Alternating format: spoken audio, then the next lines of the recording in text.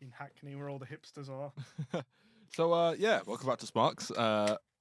We're a week away. What the fuck am I saying? We're a week apart from our last recording. It's been a little while. We've got a lot in the creative juices, I'm hoping, even though we've come into this with minimal plan. That's where the best ideas come from. When you're kind of thrown on the spot.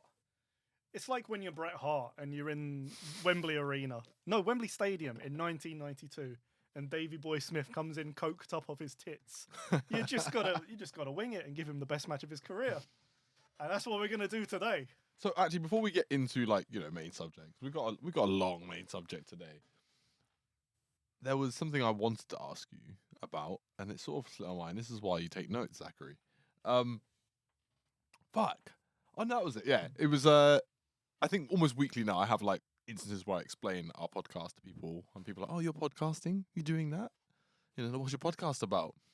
So I had an instance today telling a guy, and I get almost like one of two responses. It's almost like people immediately laugh, or they look a bit confused when I say, "Oh, it's about wrestling," and the confusion sort of seems to come from an insulting way. Let's be honest. They're sort of looking like, "What could you possibly be talking about except for how stupid wrestling is?" And I'm like, it's about how stupid wrestling is. But from a place of love. Yeah, of course.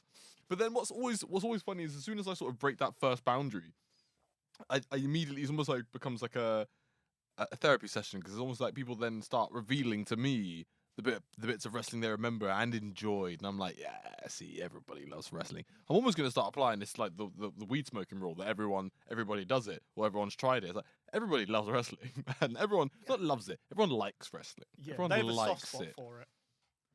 Even if I haven't watched it, like I'll sit you down with some classic Attitude Era, and you'll be like, this is fun. She's got her tits out, or he's got his man tits out. In the case of Val Venus. It doesn't matter what age group they are. Doesn't matter sort of where they're from. They'll have some particular memory linked to it. For example, I'm not going to call him my manager, but one of the more senior people at the place I'm working at the moment, I think he does plan on listening to this. Oh God! Careful what you say. Be nice. No, he's a lovely man. He's really cool. But he mentioned to me how like he loved Razor Ramon growing up. Oh wow! And I think you need to bring your mic a little bit, or move closer to it. Make love to your mic. There we go. There we go. It's working. But for someone who's what, and I'm not gonna guess how many years, because that's rude. I don't know how old he is. He's older than you. I know how old he is, and I'm not gonna say anything just in case he doesn't let me back. But that stark difference between like sort of our age groups and what would have grown up with, and yet he still has that very vivid memory of a wrestler. And Razor Ramon, Scott Hall, sure, he's a big name in wrestling, but he's not one of the guys. I'm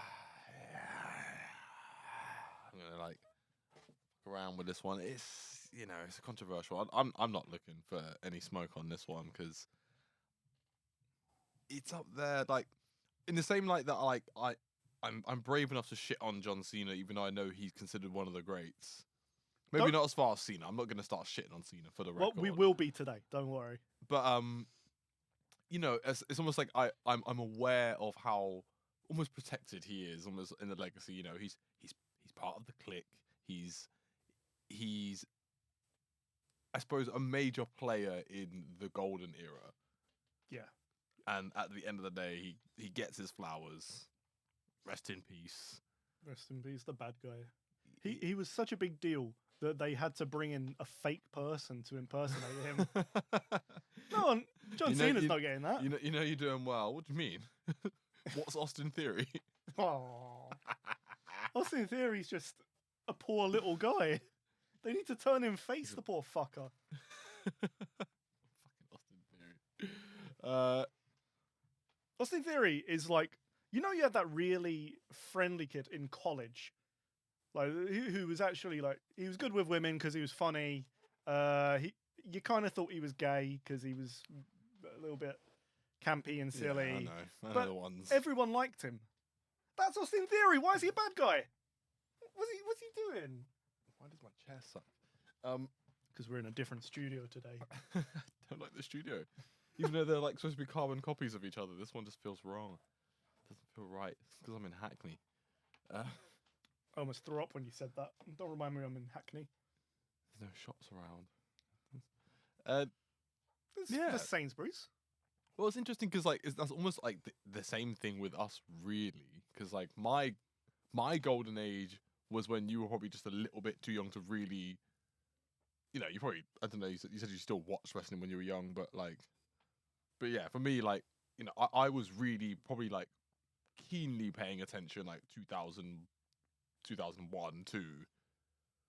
And like, you know, I'd say like where you're filling in my gaps is like, I suppose the era where it was like more for you as well. Like, yeah, the era that you were more paying attention keenly.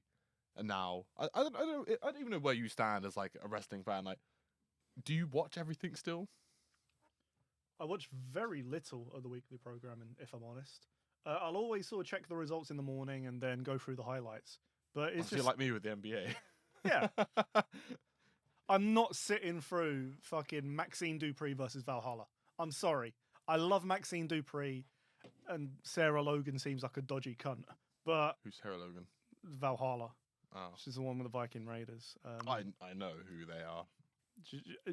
Apparently, she has some very dodgy opinions, like Raquel Rodriguez, like? who broke my heart. But, yeah, I'm not really into the Viking Raiders. Like, I can't even bother to shit on them. They were good in NXT, but you could say that about anyone. I feel like you say that about everyone. I feel like everyone says that about everyone. They were good in NXT. Yeah, that's probably why they're here. But maybe there needs something between NXT and WWE because, well, you know, the main roster. Because I don't know, man. A lot of these characters don't work on the bigger scale, so it's like, quite, you know, charming. Vikings.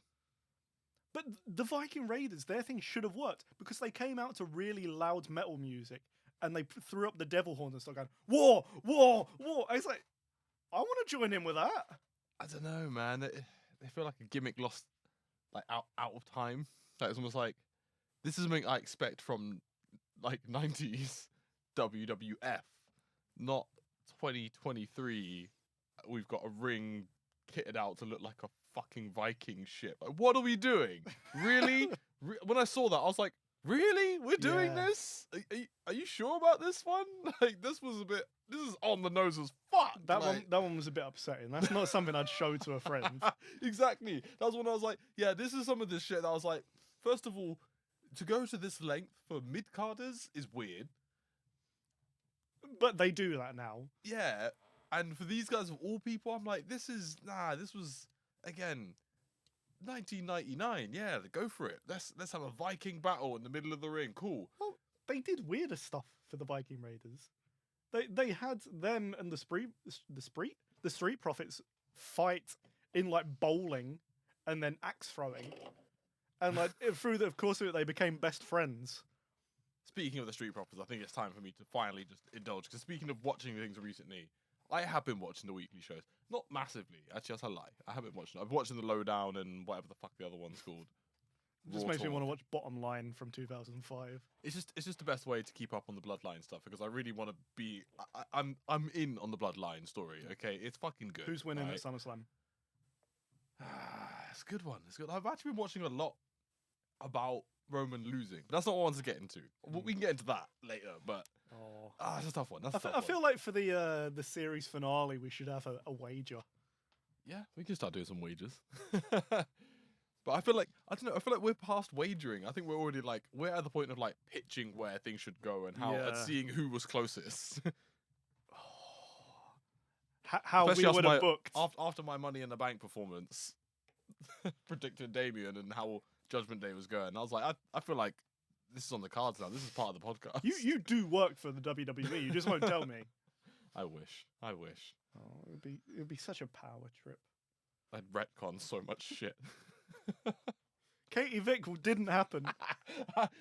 Immediately, what was going through my mind was Kane stuff, and I'm glad you clocked it straight away. That's what I'd be retconning Kane stuff.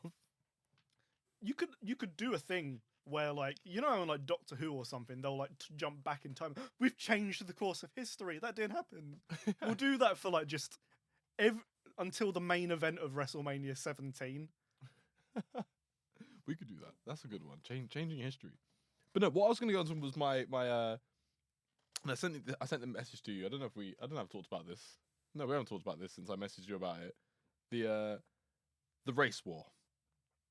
Race war, race war, race war, race war. The obvious race war that they're building.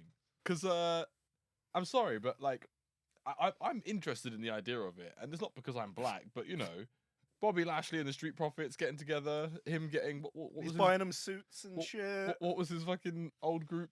The Hurt Business. The Hurt Business. Is he not like sort of like already got two of the guys from the Hurt Business with him as well? He's got MVP. So let's say they build a Hurt Business and they call it, but they're gonna be an all black faction, all black stable. Please be the Nation. Please. I'm not saying bring back the Nation, but they're gonna be like they're getting like the urban Nation, because the Nation was on the nose as fuck as well. Let's be honest, like they were basically like militant black guys in the late 90s. Jesus Christ! I had no idea about subtlety. So now, you know, as you'll find out today. Now we have like a black faction. We've already got the LWO, and I wasn't sure if this upset you, but like, let's be honest, Imperium are basically the Nazis. Yeah. Race war, race war, race war. Right. I'm gonna do a sad race war because I asked my sister for an Imperium shirt. Yeah, because Imperium are your favourite, and you just realised who you're siding with. I'm not blonde. You're like, shit, am I siding with the Nazis? I'm gonna have to go with the fucking LWO now. Otherwise, I'm gonna get cancelled. See, I'd want to side with LWO, but they're just not as cool as the black faction would be. You know, they got Bobby Lashley. They got fucking Montez Ford. How can you beat a faction with Montez Ford? Yeah, it's not really fair. I haven't seen much of Montez Ford. He's maybe someone we should do a little cover on, because I've only seen very little of the Street Profits. I know about him. I know that obviously he's in Bianca Belair, and he brought her into WWE or something. Like, well, him and Mark Henry. They came in around the same time, but I think they knew each other from before. And I think maybe he even brought her to like NXT or whatever. Yeah, they were both in NXT. Bianca was fucking great in NXT. I don't know where to start with NXT. NXT is like, I keep telling Olivia to watch NXT. I'm like, get on, you start watching and I'll catch up with you or something. And she just doesn't. She complains when I start watching stuff. I'm interested to see what you think of the current women's division in NXT. Because while NXT feels worlds apart from what it used to be for the men, the women are quite an interesting place, in the sense that they're kind of recapturing that energy that Bayley used to have back when she first started, and she was the hugger, and she was wholesome, and Roxanne Perez is essentially her, but smaller, and with less of a dumpy. So I think they're onto a market there. Yeah, I'm not really sure what the vibe is. Actually got a really good, I suppose, frame of reference for like how promotions are doing things, how promotions do things differently, in terms of like, I suppose, like better language for like looking at them, like, you know, the comparison of like classic WWF, WCW, ECW, AEW now, what even like the Japanese, and like how they approach the professional wrestling, I suppose overarching gimmick, like what their style of like storytelling, the actual wrestling, even stipulations, things like that, like what they tend to lean towards, things like that. And I was like, yeah, I understand. It's like, it seems to me that TNA actually has a slightly not different vibe to main roster, but like more raw. You said style. TNA, not TNA, NXT. Yeah, NXT does. No, fucking TNA. My God. Speaking of TNA, just randomly, I'll just make a clip out of this, because I was watching 2013 Raw. I'm so sorry. And I don't know why I haven't seen this clip, or no one has already done it, but it's Chris Jericho talking to Sheamus and Ryback about defending WWE against the Shield and blah blah blah, and he's like, I love WWE. Ever since I left WCW, I'll never work for another company. And I was like, boom, frame that. Yeah. Chris Jericho, Raw, February 28th, 2013. I will never wrestle for another company. I love WWE. Well, he's been confirmed for All Out. So I'm gonna get a video of myself singing Judas. I'm like, oh, poor choice of words, Chris. Poor choice of words. That man is as fickle as they come. He doesn't give a shit, and all the better for it. At least it doesn't mean that we're fucking providing him his fake rock star career. We shouldn't be enabling him, but for this, I'm fine with it. He's an incredible wrestler. Let him do that. Keep him away from a guitar. You don't think Fozzy are good? No. No, they never were. No. Do you know their origin story? Not really, no. They were a Ozzy Osbourne tribute band called Fozzy. Oh wait, no, I did know that. I did know that. Yeah, I must have just forgotten it. You pushed it down in your brain. It's one of those old classic sort of like trivia, isn't it? Like about Jericho. Yeah, that you whip out after a few drinks. Did you know this? But I used to love Jericho, and nowadays I just see. I've fluctuated with Jericho. Sort of like I liked him early days, disliked him when he became undisputed, and then I sort of just stopped caring about him. Like I didn't really care what he was doing. I realized there's a few people on that roster for me. People I'm like, I sort of just nothing them. Like Randy Orton's on that list for me. Like I don't dislike Randy Orton. I don't love Randy Orton. I respect Randy Orton. You know, he's one of the greats. I'm not gonna say GOAT. He's one of the greats. But like, for example, like as I'm, you know, I speed run, so I skip a lot of matches and I'm going through things and like, you know, obviously Olivia's watching and she wants to see some of the wrestlers, you know, the big names, and I get to like, you know, so right now Randy Orton's in and he's sort of like wavering, sort of like not really doing anything. He's like still 2013. Yeah. Okay. So this is he was in the Elimination Chamber. He was in the Royal Rumble. He didn't win. He didn't like, you know, he's just about in the main eventers, you know, but not winning anything. He's not in any storylines. He's not feuding with anyone. He's just Viper Randy. He's just Snake at this point. Yeah, just a snake. And yeah, so I'm finding myself like skipping some of his matches, and like Olivia's like, "Oh, I've not seen Randy Orton," and I'm just like, "Oh yeah, like this isn't a good time. This isn't a good time. Like I'm not really caring about watching any. Like I was like, I've got no problem with Randy. I like Randy Orton, but like if I'm going to show you Randy Orton, I'd probably show you Randy Orton leaving Evolution. Randy Orton. That's my favorite Randy Orton. What face Randy Orton? Like not so much face, but just like that run of, you know, him, because he didn't get a long run. It was just the run of him leaving, beating Benoit. Like that was fun. The month-long reign he had. Yeah, and just like, because I think I just wanted to see. I suppose I enjoyed it because I wanted to see the destabilization of Evolution because I hated Evolution. Yeah. No. That entire angle and that entire era, it was like the peak of the Reign of Terror. But at the same time, it's almost like, you know, going between like, you know, the Reign of Terror being as objectively bad as it was, it's almost like good villain work. Like if you're hating them, they're doing a good job. Yeah, but so like I hated Evolution for all the right reasons at the time. Like I realized they were doing their job as heels, and that's why I didn't like them. And then Randy's face turn was effective on me. I was like, yeah, get him, Randy, get him, tear him down. Fuck you, Hunter. Honestly, that's all it ever was for me. I hated Triple H to Ric Flair so much. This is why we'll come back to the Evolution thing, but this is why I love seeing like particular like smarks getting upset at Roman Reigns. It's not fair. It's not fun that he can hold that title for 1,200 days. He never loses. And I, as someone who grew up in the as we called it, the IWC, I've seen a lot of people who are really upset. And I love it. I love it so much. I love their tears. See, the Roman thing for me is why I'm watching S.H.I.E.L.D. now. I'm almost like, as soon as I finish watching like a year or so of the S.H.I.E.L.D., maybe I know what's coming. I know the Authority's coming. Yeah.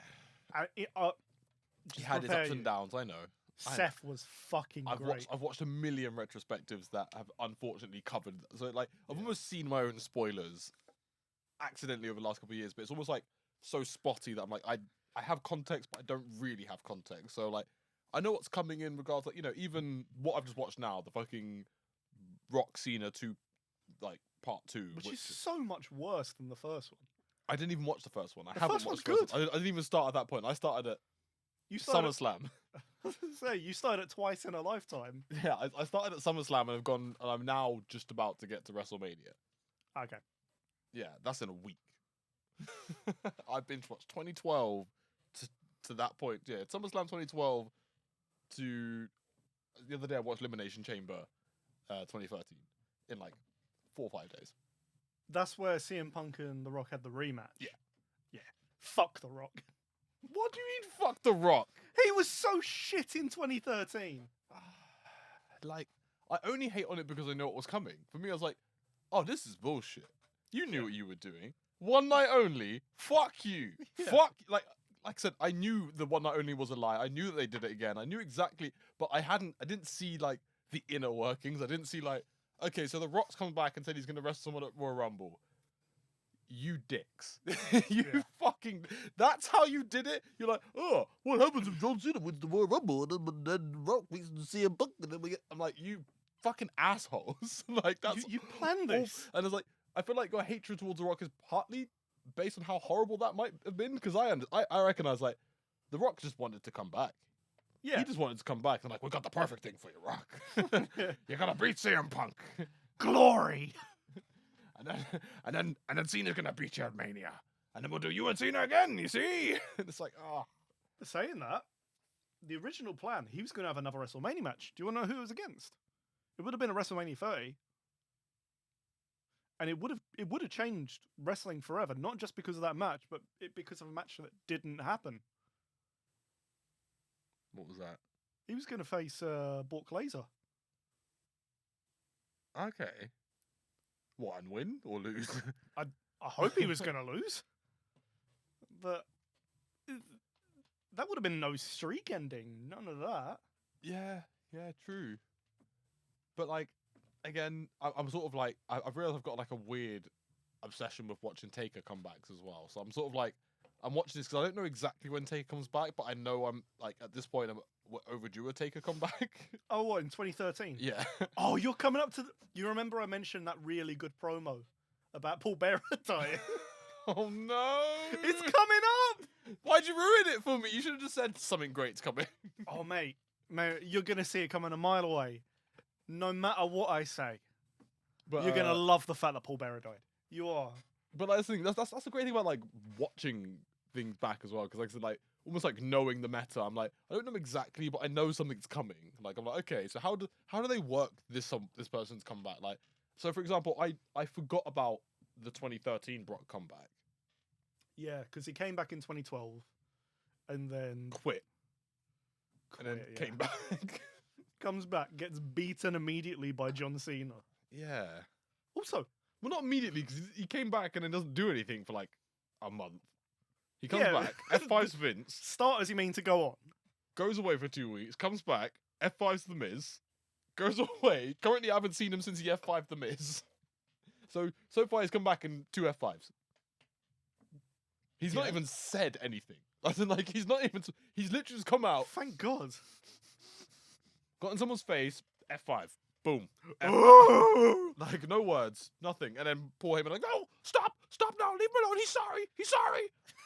Paul Heyman, by the way. That was pretty good. Paul Heyman is, that man, give that man some Oscars. Just give him some, like, He's the GOAT. some Oscars. Just give him, I don't know why. I mean, like, even Olivia gave him props. Like, this guy's, he's annoying, but he's really good. I was like, That's right? the point. Paul Heyman's excellent. It's He Vicky was Guerrero. excellent. Him and Vicky. Oh, great heel work. Absolute excellent heel work. But it's almost unfair because you look at Roman and he's trying to break into Hollywood. He was doing his really crappy acting after Money in the Bank. And then you got fucking Paul Heyman behind him, just giving like the performance of a lifetime. Oh, my tribal chief. Oh. So I think that's next to my agenda. I'm going to watch 2020. I think I'm just going to watch the pandemic.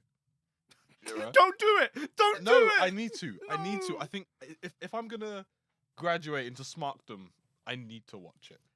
I will say, I'm not going to elaborate on this because I never fucking do. But I mentioned to you, I wanted to have a quick ramble about 2K23. You brought up something that I love about 2K23 is that it has the Thunderdome in it. Oh dear, yeah. So I know about the Thunderdome. I know. So there's just videos of random people on the screen while you're playing fucking your created wrestler Did versus they pull Dwayne them from the Canoe. actual Thunderdome like archives, or or did they just get random faces? Probably went on Omegle. So there's just loads of people wanking. Because you say that like I had that because I watched NBA during lockdown. So obviously do you know about the bubble? No, but I want to hear about the bubble. Oh, so this is the ultimate flex. This is one of the greatest flexes I think I ever saw since watching the NBA. So during the lockdown, obviously it cut off the NBA season. They got, I want to say like a third of the way into the season, maybe even just half. I think they got halfway through the season actually. Went on pause. They moved pretty much 90% of the NBA to Disneyland Orlando. As in, the NBA just took up a massive amount of, as in, because Disneyland Orlando is massive. Yeah, I know. And they had like an Isn't extra that part Disney of the park. World? Yeah. And they had an extra part of the park, and they built a massive arena called The Bubble in Disney. The basket bubble. And they had, so bearing in mind, they didn't take all the teams.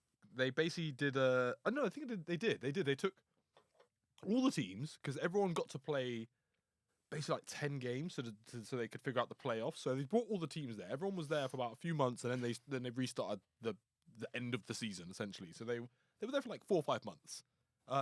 They also, because I don't know if you know how they build the courts, but they're basically just like massive wood panels. They bought all the wood panels from everybody's home. So you can have the home court feel. So they have their official. They were playing on their home court wood officially. Crazy. That's fucking crazy and unnecessary. Yeah, the people who brought that shit there, they are not paid enough. That's insane. Like they made a little mini like video doc thing. It's on YouTube. You can find it. It's like and they're showing off all these lorries like driving to Disney World. Like you imagine? Everybody 32 fucking teams grounds. I'm like, that's crazy. That's Imagine unnecessary you've got behavior. all of the wooden panels onto the thing. It's just got there, and we found a cure. It's fine. It's fine. We're gonna be okay, guys. But yeah, they had all the teams there, all living in hotels, all basically like during their off time, just fucking around in Disney World. Like about 4, or maybe even more players started making vlogs and shit on YouTube. It was all over. It was hilarious. The point being, they also had like a Thunderdome-esque screens that were the fans there as well. So they did that for the whole playoffs. It was like you just had they had obviously like fake like cheering and chanting, like defense and like woos, but they also had like this was the random audio of people at home like hey! And then like to make it even more funny, they just had like random players, family members just on the side. There was like just 10 people staring. It was like just some player's kid just there like it was so random. He's about to throw a 3-point. He sees his dad for the first time in like 40 years. To be fair, these guys live on the road. So yeah, back to WC. I'm gonna watch 2020. Obviously, there's a lot of things I need to catch up on. There's a lot of people I need to. That's why I don't know if I can make that jump yet. Because the reason I'm going back to 2012 now is to almost like get a better appreciation. People like the Miz. We love. Yeah, we know you're a Miz Mark. I'm not a Ms. Mark. I knew I'd get that reaction. I'm not a Miz Mark. I take pride in people not getting under my skin, but that really hurt me. Miz Mark. Oh, that person who I mentioned earlier who threw the strop about Roman Reigns still being champion, he's a massive Miz Mark. Miz Mark. If he listens to this podcast, he's going to know who he is. What do you think, Miz is the GOAT or some shit? He did in 2011. Oh, God. How embarrassing.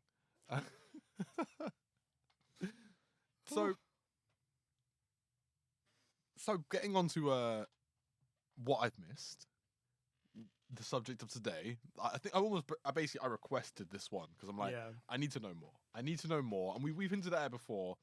It's time to talk about Bray Wyatt. It is time to talk about Bray Wyatt. I'm going to give you the full introduction, not just to Bray Wyatt, but to that era. Because he came in through a little show that we've spoken about today called NXT. Now, NXT, in its original run from 2010, is not what it is now. Do you know what the original NXT was? Not televised. It was a game show. Oh, so it was tough enough. But yeah, worse. but shit. But really humiliating to be on. Like, there'd be games about, like, you got to run with the keg, and if you trip over, they'll play, like, a banana slipping, a full sound effect or something like that. Okay, so Vince went mad. Yeah, him sat with his both quads torn, on his ass, shit pants. But they'd do it so that there were 4 series of this, okay? Series 3 had women, and that in its own deserves an entire episode based on sexism in the industry. Or just Vince McMahon not learning about the modern era. And we can't do this anymore, Vince. You can't objectify women like that. That's great shit.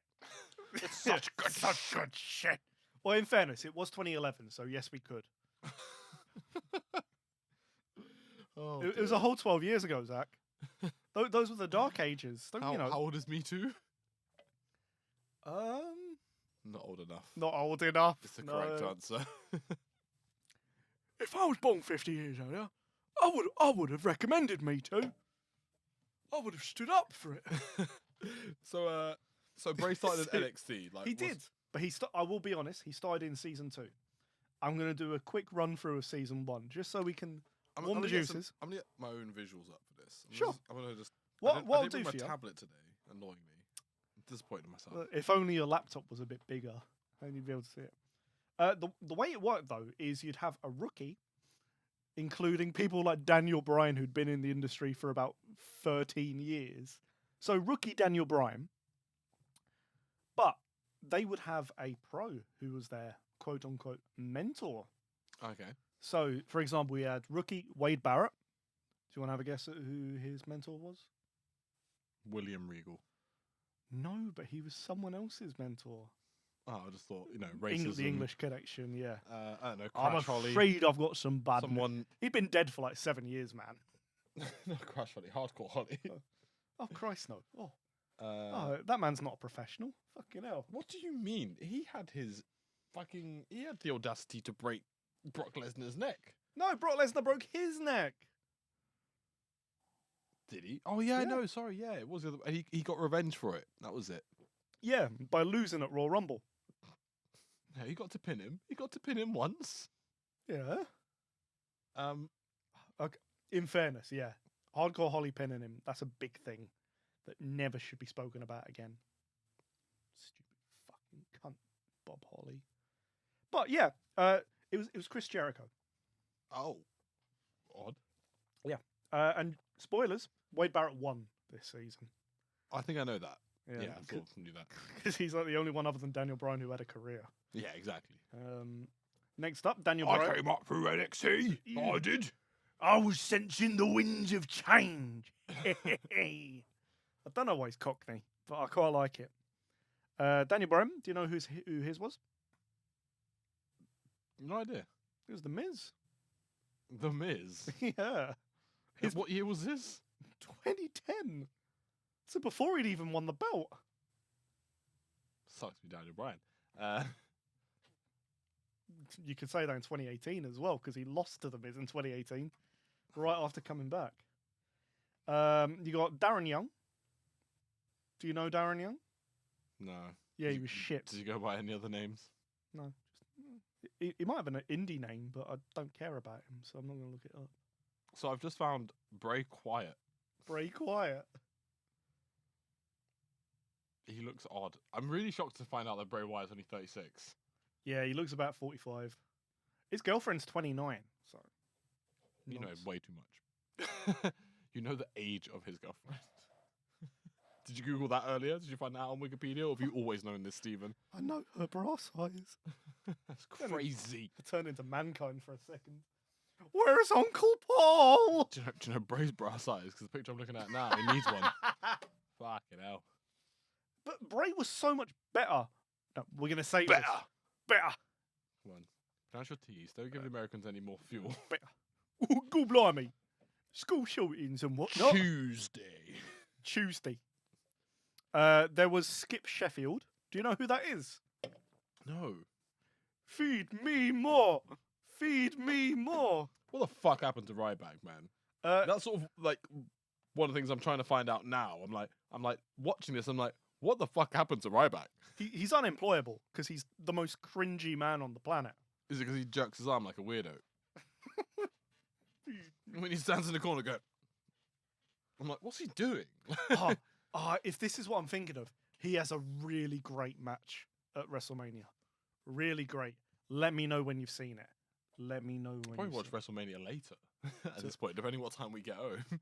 We're going home, boys. Jesus Christ! I don't know if that's sort of racist. I don't know. No. His theme song was kind of like that. Yeah, I was about to say same instruments. I'll allow that. Thank you. The black man has allowed it. It's fine. It's fine. So Justin Gabriel, he was sorted out by Matt Hardy. Heath Slater was brought out by Christian. And this is all one season. Yeah, there was 8 of them. Fucking hell! And I feel like most you've of them named were 10 people. Well, I've named 7, and then the last one was fucking Heath Slater. My God! Don't be a hater. Don't be a Slater. I'm not being a hater. I'm just being honest. Great Weezer song. Great Weezer song. And then the last pro was R-Truth, and he was representing Jennifer Hudson's husband. So that was season 1. They formed the Nexus, which we were going to talk about today. When did the Nexus debut? 2010, like right after NXT. See, I feel like I did see some Nexus, and I shit you not, I'm not trying to be dramatic. I'm pretty sure it was one of the rare instances I tried to tune back into WWE after sort of tuning out around 2008, and I think I saw Nexus, and I saw John Cena. And I saw this entire roster, and I just tuned immediately back out. I was like, what the fuck is this shit? Get this off my screen. Yeah. And I was like, I don't care. John Cena fucked the Nexus. He ruined this whole thing. Because there was a great angle in it. Don't blame John Cena. We're going to blame the writing. Blame the entire creative. Whatever the angle they thought they were going for. This one actually was John Cena, though. What, like, did he just refuse to lose? Chris Jericho and Edge have gone on record as saying, yeah, John Cena fucked this. Buried the Nexus. Yes. To be fair, I don't know. Like, I think I'm just coming from someone who just doesn't like Wade Barrett. You sick fuck. What was his thing? What made colonialism wasn't that bad? What made Wade Barrett cool? He spoke like this. He sounds like a twat. He sounds like a pirate. Even now when I hear him on the fucking pre-shows, I'm like, oh God, someone shut Wade Barrett up. I popped when I saw him in real life. There he is. The bane of my existence in 2011. Just wait till you hear about the core. That fucked my life up. The core? Yeah, the core. The core. Yeah, wait. So wait, I thought Miz was part of the Nexus, or was he was fully established by this point? No, he would have won the title for the first time about 3 months into the Nexus's run. Right. But do you know, like, the Nexus's debut as a stable on Raw? Did they come through the crowd and triple powerbomb someone through it? Yes, but instead of triple powerbombing someone, Daniel Bryan choked someone with a tie and got fired. In kayfabe? No, in real life. Sorry, what? So the ring announcer, who is the current ring announcer for AEW, because they all go to AEW, Justin Roberts. Because AEW is he just put him in a crossface right with the tie. Right, and then got fired for it. Yeah, that's Benoit. Of course he got fired. Right. But they got a knife. They like cut the ring up. They like ripped it to shreds.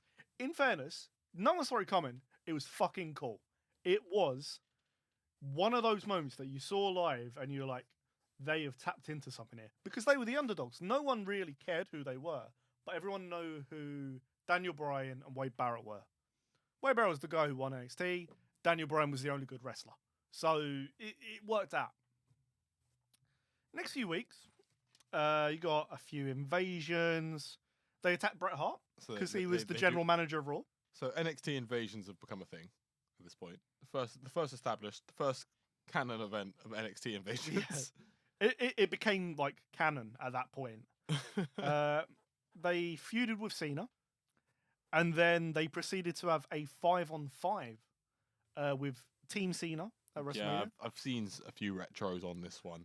Now, if I was going to try and defend a company from a pack of young, angry, hungry outsiders, two people I wouldn't get are Bret Hart, who was 77 years old, he was, and the Great Khali. That's not who I'd get. Why wouldn't you get the Great Khali? Have you seen the Great Khali? Yes. All he can do is squeeze your head. That's the Mumbai Giant. What the fuck they call him? The Punjabi Playboy. Yeah, that's the one. I almost wanted to break out into his entrance song. We would have got cancelled straight away. Speaking of the Great Khali, I saw something really odd the other day. Episode of Raw, I think. Mark Henry is beating on someone after a match, and then Great Khali comes out, save him, challenge Mark Henry. Mark Henry leaves, ducks out, and as he's leaving, he's like, "Why don't you just dance? That's all you're good for." To which I'm like, am I missing something? Because I don't recall Khali being a dancer, so I feel like this is a somewhat racial comment. Was he wearing red at the time? Just red pants. Yeah, that was silly Khali. That was Santino's best friend, Great Khali. That was the all right Khali. Okay. Well, this is when he was losing the ability to wrestle as well. Listen to what you just said. Wow, as in, like, I don't want to be rude. Like, you know, he was... He never had the ability! Yeah, but then he started having, like, you know, medical problems that were affecting his ability to actually move. There you go. So this is when he was losing his ability to move. Yeah, which is why, you know, Mark Henry saying, "Why don't you just dance?" To me felt a bit... I was like, bro. So saying it to a cripple. More or less. I'm like, the man can't walk properly, and you just told him to dance and say that's all he's good for. I'm like, fucking hell. Why you dance? That's all you're good for? I'm just like, oh my God. Why don't you stand up? Go on top rope, go on. Ah! He took a little tumble off the cliff. So anyway. So yeah. So yeah, the Cena team, I think, again, I've seen the image of Bret Hart looking grey as fuck. Yeah. Looking wishing that his last involvement with the company was the screw job. You know the other... So, like, I feel like all this is supposed to be about Bray, and, like, for about 10 minutes we've not said the This name is what Bray we do. Wyatt. It's fine. We're coming on to it, and there's a reason. When did Bray get good? I'm still waiting, mate. I'm still waiting. Oh, controversial. Don't stress, because we're breaking this into two parts. It's fine. We're going to have to. We've broken it into 10 already.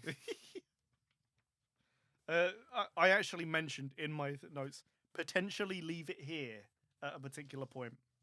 And in fairness, it's probably the point where you'd kind of know the most about him. But at that SummerSlam match, do you know who the fifth tag partner was? So wait, it was John Cena, Bret Hart. I don't even know the whole team. Randy Orton? Nah, I don't know. Edge, Chris Jericho, I believe. Edge and Chris Jericho. Oh, so the trainers. Yeah.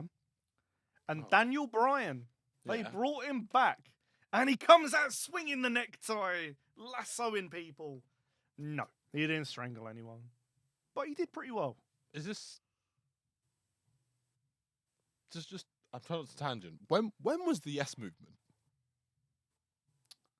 Mid-20... Well, that's a story of its own. As in, when was the first Yes movement? Was that... Well, it started as the No movement. Oh, so it started at No? Yeah. Because So- that's why I feel like everyone's shouting yes at him now. Yeah, because he came out... He won the title in 2011, and he started over-celebrating. He's like, yes, yes, yes! And he turns heel. And then when he loses it, everyone starts chanting yes. And he's just screaming, no, no! And then, then Team Hell No, and then... Yeah, and they hug it out. And then we're going to come on to it a little bit today when we talk about Bray. Okay. Bray is involved. Bray's involved in everything. And he's never the good part. Oh dear. That is the vibe I've been getting the whole time. Yeah. This is why I said to you, I can't tell which is worse, the Nexus or Bray Wyatt. Oh dear. Okay. Uh, So yeah. So Nexus gets buried by Cena at SummerSlam. So Bray isn't part of the Nexus, no. Not yet. Not yet. Cena joins them though. Wait, Cena joins the Nexus. Yeah, because he loses a match.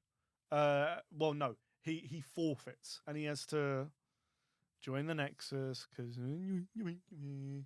bullshit. Because no, we need to try and get these guys over. Do you want to know let's why? put Cena on their side. Do you want to know why he had to join? Because he was costed by two people from season 2 of NXT, being Michael McGillicuddy, who turned into Curtis Axel, and Husky Harris. Who is Husky Harris? Who the fuck is Husky Harris? That's Bray Wyatt. Oh, I see. Back when he didn't have a beard and he looked like a neck beard. Yeah, I saw some pictures. He looked like Chris Chan. It was fucking embarrassing. So after that, Cena, there's a whole stipulation where Waybar's like, if you don't let me win, you're fired. To Cena. And Cena doesn't let him win. So Cena gets fired. Now, Cena gets fired. Yeah. So naturally, Cena is one of the most rich men on the planet, probably, like, who isn't part of the 1%. So naturally, he could afford tickets to any show on the planet. Oh, we're doing that. I can have a front row seat even though I'm not employed here. Yeah.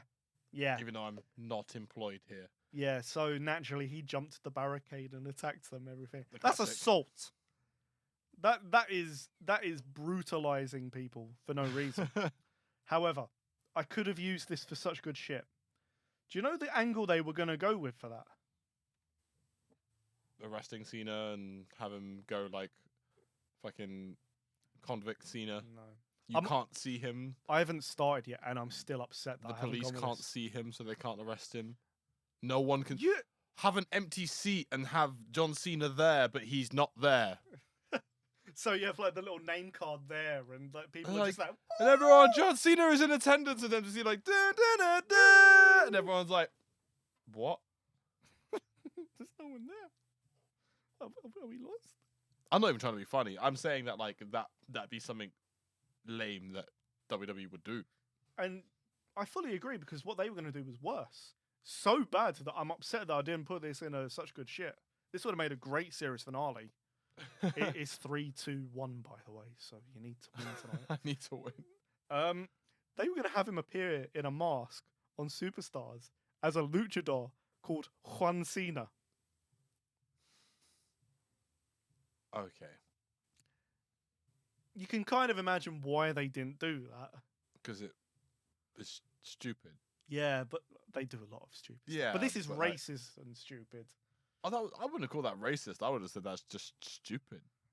That's luchador face. That's worse than blackface. Okay, so when did Bray start getting bad? Because Well, I already he's al- asked when he started getting good. So when did he start getting bad? Because at this point, he just sounds like another new name in the industry being probably mishandled. Right. In this story, he's already bad. Why? Because he's young? No, because he's really bad. Husky Harris is shite. As in just a bad wrestler. Um, On a scale of like, Bad gimmick, bad wrestler. Looked like a fucking weeaboo. I'm gonna speed run this Nexus story because it's not good enough to do an episode on. no, it didn't. But we're never in seemed like now. it. Like even the retrospect I've seen seems to just gloss over the next. Like, yeah, there was this team and they sucked.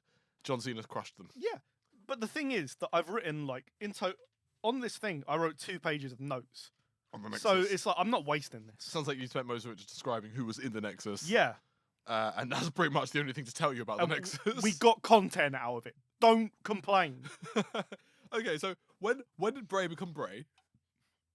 So, Bray became Bray after the Nexus disbanded, which was after a whole So thing where when did he join again? Sorry, what was that? we'll interesting say event? like October 2010. Okay. A fine month for wrestling, if you ask me. He would have survived into the new Nexus, which is where CM Punk took over. He would have stuck by the new Nexus as opposed to joining the Core. The Core was just the SmackDown version of the Nexus because Wade Barrett got turfed down. He's like, I want my friends back. And then I've got no gimmick except for being British, so I need the Nexus again. yeah, although the British gimmick probably would have worked for him. Nah, it's been done to death. We in Gre- literally had the British Bulldog. The British Bulldog, best of the British. You know, which was followed on by William Regal.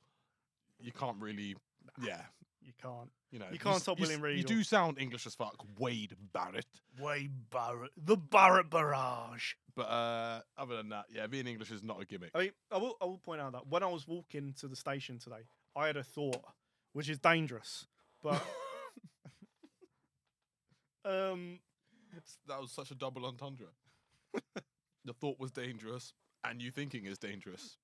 I was mainly thinking the same one. But, you know the intro to Way About Sing Song. No, I don't like him enough to know his theme song. No, not Wade Barrett.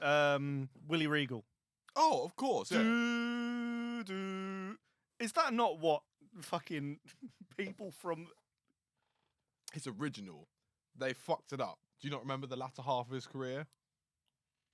Well, when he won the King of the Ring and he should have.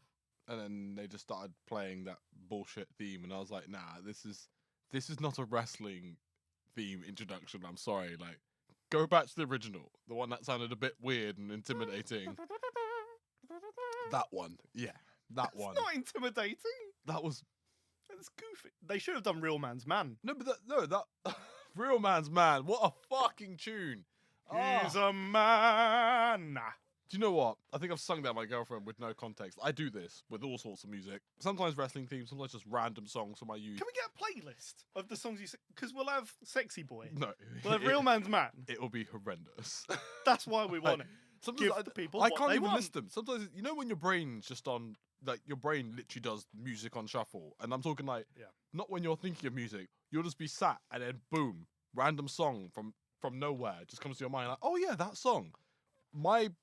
I'm usually high when that happens and just sat on my sofa with my girlfriend doing nothing. So I'm like, I'm going to sing this at her because I'm insane. That's the best way to keep sane, actually. Yeah, honestly. So yeah, I think at one point I've just turned to like, he's a man. Dum, dum, dum, dum, dum. He's a man. Such a man. He's a real man's man. And she's looking at me like, are you making this up as you go along? And I'm like, I wish I was. Yeah. I really wish I was. These I are wish I battle wrote scars. This. This is me listening to Anthology, getting my money's worth, listening to the golden era stuff that I'm like, these songs kind of suck. Literally, past I Am a Real American. They are awful songs. They just jump off a cliff. They just like, maybe the In Your House, the original In Your House theme, that was a good, no, it's not even In Your House. Which was the Deadly Game?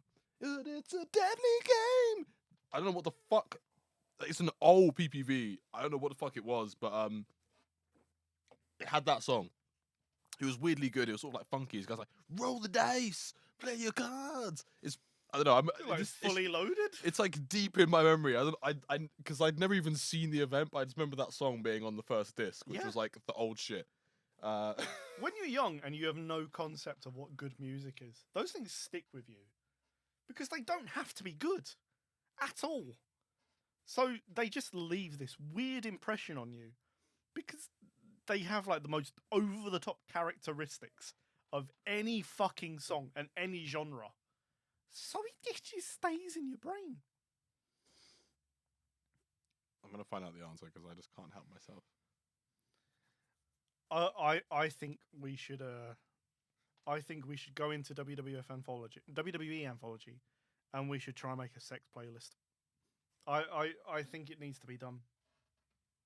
No one else will do it. I'm going through the track listing, remembering like the songs that I remember.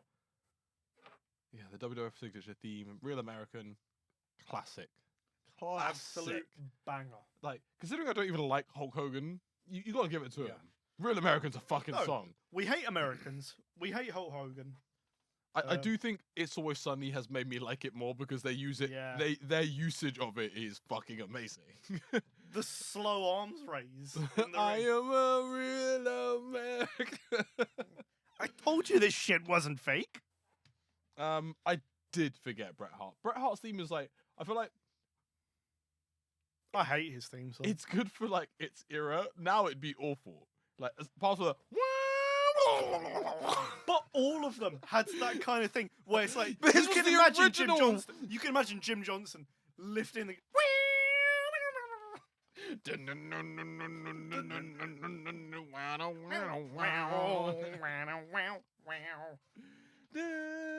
And the Simpsons come in.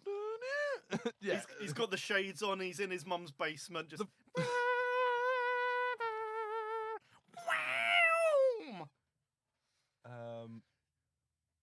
Okay, so I'm still trying to find it. So, what was the No Holds Barred song?